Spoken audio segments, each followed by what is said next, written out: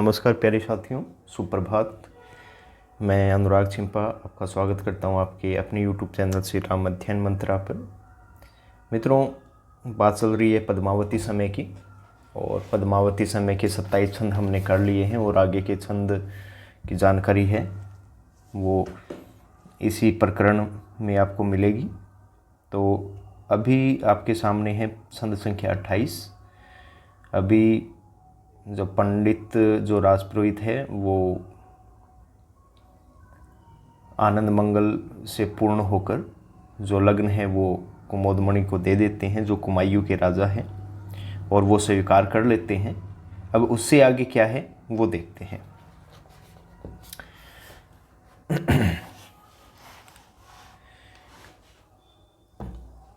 विहसित वरम लगन लीनो नरिंदम बजी द्वार द्वारम सु आनंद दुंद गडनम गडपति सब बोल नुंतम आयम भूपम सब कुटुंबम सुजते। यहाँ तक है। देखियो मित्रों, विहसित का अर्थ होता है प्रसन्न होकर या मधुर मुस्कान के साथ। वरम का अर्थ श्रेष्ठ भी होता है। लग्न का अर्थ सीधा लग्न हो जाएगा। लीनो लिया, नरिंदम मतलब नरेंद्र या राजा, ठीक है। बजी बजना, द्वार द्वारम पुनरुक्ति प्रकाश अलंकार प्रत्येक द्वार पर। सु मतलब सुंदर, आनंद आनंद से युक्त, दुंद का मतलब होता है दुदुम्बी। क्या होता है? दुंदुम्भी, एक प्रकार का वाद्य यंत्र होता है। गडनम गणपति सब बोल नूनते, ये गडनम गणपति का जो गढ़ों का भी गणपति है यानी कि समुद्र शिखर, और उनके जो राजा हैं विजयपाल। नुनतई का मतलब न्योता देना। क्या होता है? न्योता। ब्याह शादी नोत्यो देव यानी कब भाई जी आयो, परिवार समेत आयो, और कई जनाइयाँ लिख दिया परिवार को नहीं लेना है, ठीक है। आयम भूप सब कुटुंब सुजते। आयम मतलब आना, भूप का मतलब राजा सामंत, कुटुंब मतलब परिवार, ठीक है, या कुटुंब हो जाएगा। सुजते, इसका अर्थ भी क्या होता है? सपरिवार। इसका अर्थ क्या होता है? सपरिवार, ठीक है। तो अब इसका हिंदी अर्थ देख लेते हैं हम, व्याख्या विश्लेषण इसका कर लेते हैं। तो जो राजा विजयपाल है, राजा विजयपाल के कुल पुरोहित द्वारा दी गई उस लग्न पत्रिका को श्रेष्ठ, वरम मतलब श्रेष्ठ, जो राजा कुमोदमणि है वो विहसित मतलब हंसते हुए मधुर मुस्कान के साथ क्या कर लेते हैं? स्वीकार कर लेते हैं, ठीक है। और उनके राज्य में द्वार द्वार पर यानी कि प्रत्येक घर के द्वार पर आनंद युक्त और प्रसन्नता की जो प्रसन्नता के साथ दुदुम्बी और नगाड़े बजने लग जाते हैं। इस मांगलिक अवसर पर उन्होंने सभी भूप या द्रुपतियों सामंतों को आदरपूर्वक क्या किया है? निमंत्रण दिया है कि वो अपने कुटुंब सहित वहाँ पर आए, अपने परिवार सहित वहाँ पर आए।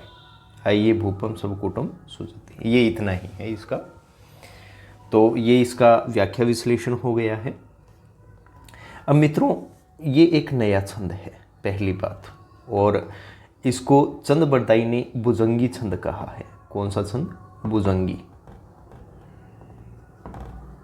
लेकिन जो डॉक्टर हरिहर नाथ टंडन है, कौन? हरिहर नाथ टंडन, उन्होंने इसको भुजंगी न मानकर भुजंग प्रताप कहा है। क्या कहा है? भुजंग प्रताप। तो ये छंद नया है, इसको ध्यान रखना, ये महत्वपूर्ण रहेगा। तो ब्रज भाषा अपभ्रंश का मेल है। भाषा की बात करें, पिंगल भाषा का प्रयोग है, अनुप्रास अलंकार का प्रयोग किया गया है। तो ये आपका हो गया 28 नंबर छंद। चलते हैं नेक्स्ट छंद की ओर। ये छंद संख्या 29 आपके सामने है। क्या कहता है छंद संख्या 29? चले 10 सहसु असबार जान, पुरीलम पैदलम 33 स्थानम, मत मद गलितम से पंचदंती, मनो साम पहाड़ बुगपंती पंती। यहाँ तक देखते हैं। देखो, चले मतलब चलने लग जाते हैं। 10 सहसु मतलब 10,000। 10 सहसु मतलब 10,000। असबार, असबार का मतलब होता है घुड़सवार। घुड़सवार। जान का अर्थ होता है बारात, और राजस्थान में बारात को क्या कहते हैं? जान कहते हैं, कि मैं तो जान में जा रहा हूँ, और कुछ लोग कहते हैं मैं तो जान के पास जा रहा हूँ। तो दोनों में अंतर हो जाता है। पुरीलम का अर्थ होता है भर गए। किससे भर गए? पैदलम, यानी कि पैदल सेना से। ये साथियों, ये 33 दे रखा है, ये 33 नहीं है, ये ते अलग है, 30 अलग है। ते का अर्थ होता है से। पुरीलम का मतलब भर गई, पैदलम मतलब पैदल सैनिकों से, ते का मतलब से हो जाएगा, 30 का मतलब 30 हो जाएगा। थानम, थानम का अर्थ हो जाता है पड़ाव। क्या हो जाता है? पड़ाव।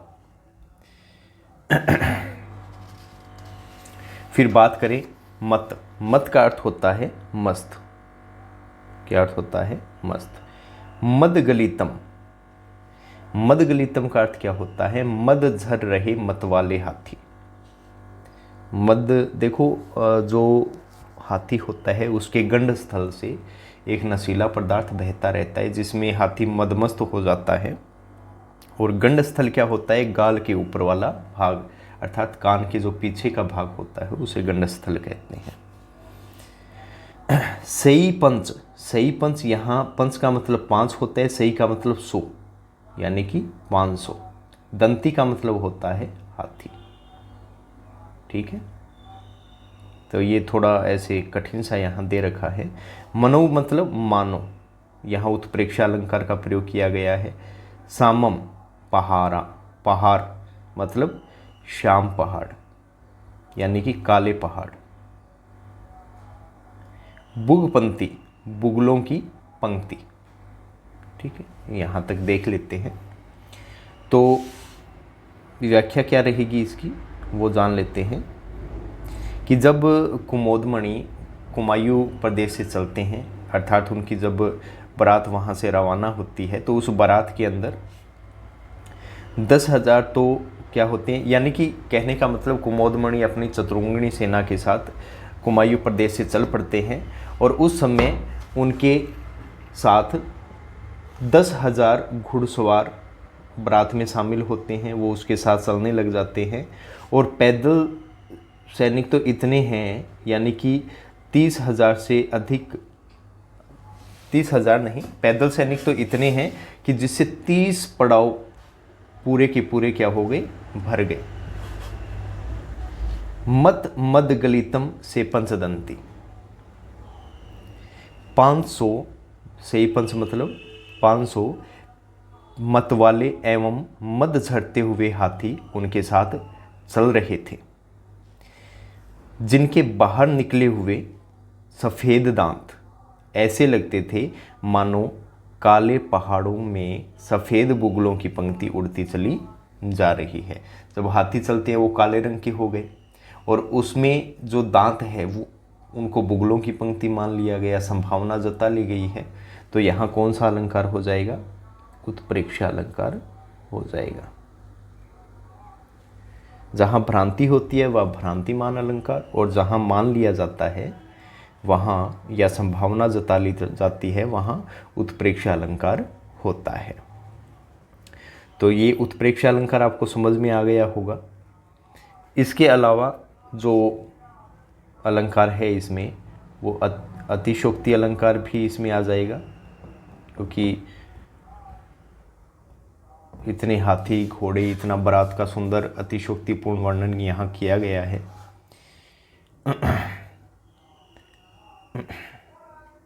अगर दूसरी तरफ हम इस जान का अर्थ देखें तो जान बना है यान से, और यान का अर्थ क्या होता है?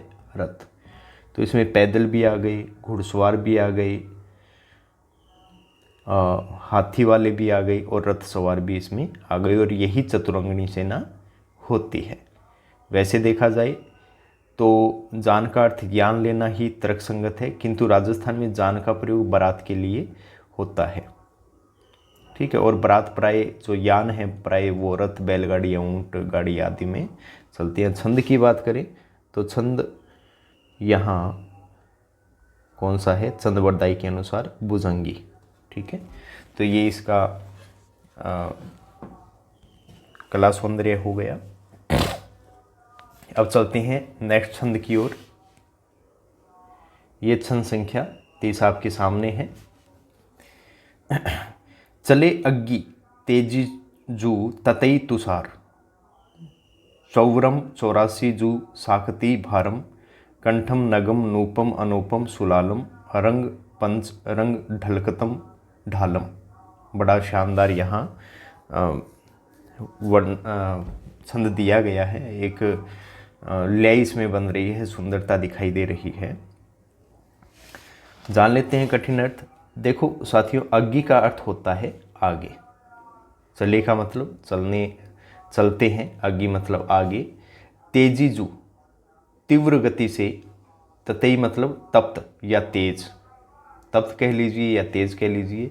तुषारम, तुषारम यहाँ तुषार या तुखार देश के, तुषार या तुखार देश के घोड़े। ये एक नस्ल होती है, जैसे अरबी घोड़े बड़े तेज़ गति से चलने वाले और बोझा ढोने के लिए प्रसिद्ध है, तो वैसे ही तुखार देश के घोड़े भी जो कुमोदमणि के पास है अत्यंत बलवान होते हैं, बलशाली होते हैं। अब बात करें चौवरम। चौवरम का अर्थ होता है घुंघरू। घुंघरू कह लीजिए या कलंगी कह लीजिए या चंवर कह लीजिए। ये चमड़े का बना होता है जिसमें घुंघरू लगे रहते हैं। 84, देखो ये 84 वो वाला 84 नहीं है कि 84 है। ये एक प्रकार का आभूषण है जो घोड़े के पैरों में बांधा जाता है। तो आप कह सकते हो घोड़े के पैर का आभूषण। ठीक है, 84 का। अब साकती, साकती ये एक प्रकार का हथियार होता है, वैसे इसको शक्ति कह सकते हैं। भारम का अर्थ बोझ होता है। कंठम मतलब गले में। नगम, नगम का अर्थ होता है नग या रतन कह सकते हैं। नूपम मतलब अनूप, जिसकी तुलना न हो सके। अनुपम, अनुपमेय, जिसकी उपमा किसी के साथ न हो ही न सके। सुलालम, सुलालम का मतलब सुंदर लाल रंग वाला रत्न। रंग मतलब रंगी हुई। ढलकंत, ढलकंत का मतलब हिलती हुई। पंचरंग का मतलब 5 रंगों वाली। ढालम का मतलब ढाल, जो युद्ध में प्रयुक्त होती है, जिससे सैनिक आक्रमण से रक्षा करते हैं। व्याख्या विश्लेषण देख लेते हैं इसका। तो जब कुमोदमणि की बारात चलती है तो वहाँ तुषार मतलब तुखार देश के या तुषार देश के अत्यंत तीव्रगामी जो घोड़े हैं वो बारात के आगे आगे चल पड़े। अग्गी मतलब आगे चल पड़े। इन घोड़ों की सजावट अत्यंत आकर्षक थी। उनकी गर्दन में घुंघरू बंधे हुए थे, चौवरम या चंवर बंधी हुई थी। इन घोड़ों के पैरों में 84 नामक जो आभूषण था वो बंधा हुआ था। ये घोड़े अत्यंत क्या थे, शक्तिशाली थे और बोझा ढोने में उपयुक्त थे। उनके गले में, कंठम मतलब उनके गले में अनुपम, अनूप का मतलब अनुपम, अनुपमेय रत्नों एवं लालों से जड़ी हुई, सुलालम मतलब लाल रंग का रत्न, लालों से जड़ी हुई कंठियाँ पड़ी हुई थी। ये कंठ का आभूषण होता है। तथा उनकी पीठ पर 5 रंगों से बनी हुई ढालें हिलती जा रही थी। वो अलग ही झलकती हुई जा रही थी। प्रत्येक ढाल 5 रंगों से बनी हुई थी और वो घोड़ों पर हिलती हुई चली जा रही थी। अगर इसके कला पक्ष की बात करें तो भाषा तो इसमें डिंगल पिंगल हो जाएगी, डिंगल पिंगल। डिंगल पिंगल भाषा का प्रयोग इसमें किया गया है। छंद की बात करें तो वही भुजंगी छंद का यहाँ प्रयोग किया गया है, लेकिन डॉक्टर हर हरिदेव ने यहाँ भुजंगी छंद की जगह इसे कौन सा छंद बताया है, भुजंग प्रताप छंद बताया है। बढ़ा चढ़ाकर वर्णन किया जा रहा है तो यहाँ पर अतिशोक्ति अलंकार हो जाएगा।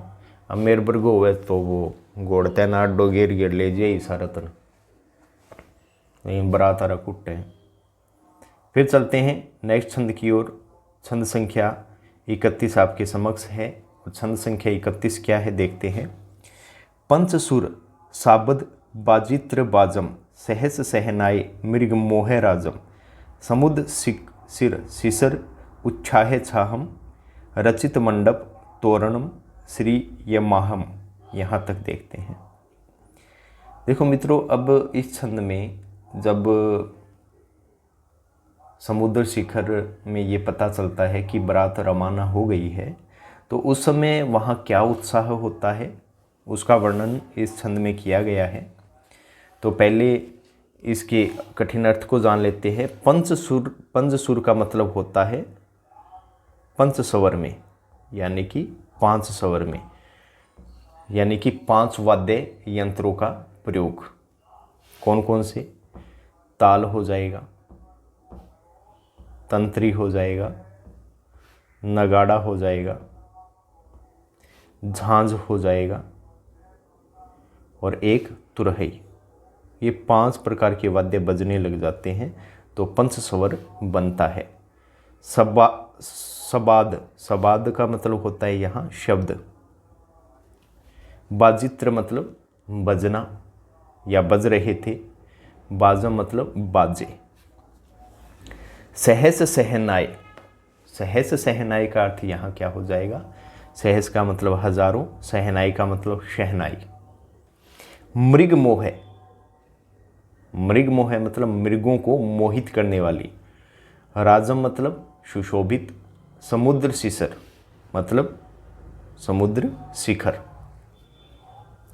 उत्साह का मतलब उत्साह हो जाएगा। छाह मतलब छाया हुआ था। तोरणम, मंडपम का मतलब मंडप हो जाएगा। तोरणम का मतलब तोरण या कह सकते हैं बंधनवार, जहाँ पर दूल्हे द्वारा छड़ी मारी जाती है, या कह सकते हैं जो महल होता है, किला होता है, उसका मुख्य दरवाज़ा।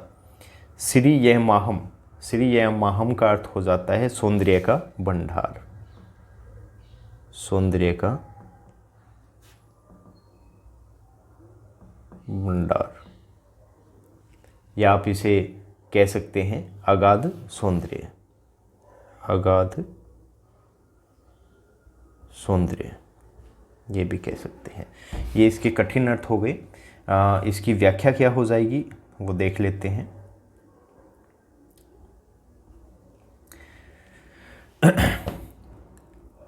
तो व्याख्या में ये है कि जब राजा कुमोदमणि बारात सजाकर चल पड़े हैं, जब यह समाचार समुद्र शिखर में पहुंचता है तो वहाँ पर 5 प्रकार के वाद्य, ताल, तंत्री, झांझ, नगाड़ा, तुरही, जो आपको पहले ही बता दिया गया है, बजने लगे।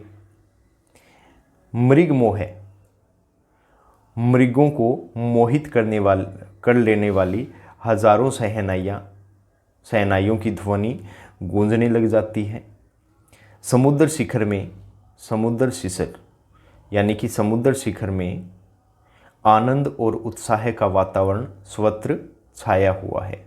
उत्साह का मतलब उत्साह है, आनंद कह सकते हैं आप, का वातावरण सर्वत्र छाया हुआ है। सब लोग झूम रहे हैं, बारात के आने का इंतज़ार कर रहे हैं। और आगे की बात करें तो जो अंतिम पंक्ति है उसमें ये हो जाएगा कि बारात का स्वागत करने के लिए, रचित का मतलब है बनाया गया है या किया गया है, तो बारात का स्वागत करने के लिए जो मंडप है, तोरण है या जो बंधनवार है वो सजाए गए हैं। साड़ियाँ खड़ी है आगे के अब तो जिस जन कौन छोड़ना क्या लाडू फुटेगो तो बोरो तो कि में पांती आवेगो, जिजो किटचो देगो आगे, अब जिजो तो आवे उड्डी। फिर आगे, नगर में चारों ओर अपार शोभा और अगाध सौंदर्य, श्री या माहम मतलब अगाध सौंदर्य दिखाई दे रहा है, पूरे नगर को सजाया हुआ है। तो ये आपका छंद संख्या 31 हो गया। और इसमें अगर बात करें हम कला सौंदर्य की, तो इसमें ज़्यादा से ज़्यादा अनुप्रास अलंकार है, भुजंगी छंद है, वही डिंगल पिंगल भाषा का प्रयोग किया गया है। सहस सहनाए सहवर्ण की आवृत्ति से यहाँ अनुप्रास अलंकार है। समुद्र शिर यहाँ पर भी सहवर्ण की आवृत्ति से अनुप्रास अलंकार आया है। तो ये छंद संख्या 31 हो गया है। अब चलते हैं आज के वीडियो का अंतिम छंद, छंद संख्या हो जाएगा ये 32। ये छंद संख्या 32 आपके समक्ष आ गया है। छंद संख्या 32 क्या कहता है कि पद्मावती विलसी वर बाल बेली, कही कीर सो बात तब हो अकेली, झटम जाहू तुम कीर दिल्ली सुदेशम, बरम चहुवान जू आनो नरेशम। अब यहाँ बड़ा ही मनोहारी चित्रण यहाँ किया गया है। जब बारात के आने का संदेश मिला और जब समुद्र शिखर में घर घर खुशी बनाई जा रही है, सब और सौंदर्य छाया हुआ है, वहीं पद्मावती जैसे छोटी बेल होती है, बाल बेल होती है, उसी समान हिलती हुई व्याकुल हो जाती है। तो देखते हैं यहाँ विलसी का मतलब होता है व्याकुल या व्याकुल होकर रोकर। वर का मतलब श्रेष्ठ हो जाएगा यहाँ। बाल बेली, बाल रूपी बेल, बाल बेली का मतलब बाल रूपी बेल हो जाएगा। कीर का मतलब तोता होता है। कही मतलब कहता होता है, कहना। सो बात तब हो अकेली। झटम मतलब तुरंत। जाहू मतलब जाना। कीर का मतलब फिर तोता। सुदेशम मतलब सुंदर स्थान, सुंदर देश। बरम मतलब वर्ण करना, चुनना। चहुवानम, चौवान यहाँ पृथ्वीराज चौहान के लिए आया है। नरेशम का अर्थ राजा होता है। आनो मतलब आने के लिए कहना। अब इसकी पूर्ण व्याख्या देख लेते हैं, विश्लेषण कर लेते हैं इसका। तो जब कुमायूं से राजा कुमोदमणि बारात लेकर आ रहे हैं और यह समाचार जब पद्मावती को प्राप्त हुआ तो वह अत्यंत क्या हुई, विलसी मतलब व्याकुल हुई। और नवीन लता के समान, जो बाल रूपी लता होती है, जो अभी अभी बेल खिली है, जो बड़ी ही हल्की होती है, बड़ी कोमल होती है, उसी नवीन लता के समान कांपती हुई पद्मावती ने अत्यंत व्याकुल होकर बिलखते हुए तोते से अकेले में यह बात कही कि हे तोते, तुम झटम जाहूँ मतलब तुम शीघ्र ही दिल्ली जो सुंदर देश है उसकी ओर प्रस्थान करो और वहाँ से राजा पृथ्वीराज चौहान है उसको तुरंत आने के लिए कहो, या तुम साथ में उसे ले आओ, क्योंकि मैं उन्हीं का क्या करूँगी, वर्ण करूँगी, मैं उन्हीं को चुनूँगी। तो ये इसकी व्याख्या विश्लेषण हो गया है। और देखो सीधी सी बात है, अगर पीछे आप कोई भी प्रेम कथा देखें तो मानव से इतर कोई भी जैसे पशु पक्षी है उसके द्वारा नायक नायिका की सहायता करना एक कथानक रूढ़ी रही है। और उसी का पालन लगभग कवियों ने किया है जो पीछे के कवि गए हैं। तो यही इसका कला पक्ष है। अब अंतिम जो छंद है आज का, संख्या 33, ये आ गया आपके समक्ष। आनो तुम चौहान बर अरु कही यह संदेशम सांसम शरीर ही जो रहे प्रिय पृथ्वीराज नरेश। यहाँ तक देखते हैं। आनो का अर्थ यहाँ है ले आओ। आनो का मतलब ले आओ। चौहान यहाँ पृथ्वीराज चौहान के लिए आया है। बर का मतलब श्रेष्ठ होता है। अरु मतलब और, कही मतलब कहना, यह मतलब यह, संदेश का मतलब संदेश हो जाएगा। शरीर ही मतलब शरीर में, सांस का अर्थ आप जानते हैं श्वास हो जाएगा। प्रिय पृथ्वीराज, नरेश का मतलब नरेश हो जाएगा। यहाँ पृथ्वीराज, पृथ्वीराज का मतलब पृथ्वीराज हो जाएगा। तो इस छंद की जो व्याख्या विश्लेषण है वो क्या होगा कि पद्मावती है वो तोते को संबोधित करके कहने लगी कि हे तोते, तुम शीघ्र ही दिल्ली जाकर राजा पृथ्वी चौहान को ले आओ। या कह सकते हैं बर मतलब श्रेष्ठ, यानी कि जो श्रेष्ठ पृथ्वीराज चौहान हैं, तुम दिल्ली जाकर उनको क्या करो, ले आओ। अरु कही यह संदेश, और उनको साथ में मेरा यह संदेश भी कहना कि जब तक मेरे शरीर में श्वास है, सांस रहेगी या श्वास रहेगी, तब तक राजा पृथ्वी चौहान ही मेरे क्या रहेंगे, प्रिय राजा रहेंगे, वही मेरे प्राणनाथ रहेंगे। प्राण रहते मैं उन्हें छोड़कर किसी और का वर्ण नहीं कर सकती, मैं उन्हीं का वर्ण करूंगी। अब यहाँ पर कला पक्ष की बात करें तो यहाँ पद्मावती के प्रेम की एकनिष्ठता और दृढ़ता का परिचय इन पंक्तियों में दिया गया है। अपभ्रंश भाषा का प्रयोग यहाँ है, और इसके अलावा दोहा छंद का यहाँ प्रयोग किया गया है। अभी भुजंगी छंद चल रहा था, लेकिन ये अंतिम छंद है, ये दोहा छंद है अपभ्रंश भाषा का, और अनुप्रास अलंकार का यहाँ प्रयोग किया गया है सांस शरीर ही में। तो साथियों, ये छंद हो गए आपके 33 तक। मिलते हैं नेक्स्ट वीडियो में नेक्स्ट छंदों के साथ। बने रहिए हमारे साथ, और सुझाव के लिए आपके कमेंट अपेक्षित है। तो इसी के साथ विदा दीजिए। जय हिंद, जय भारत साथियों।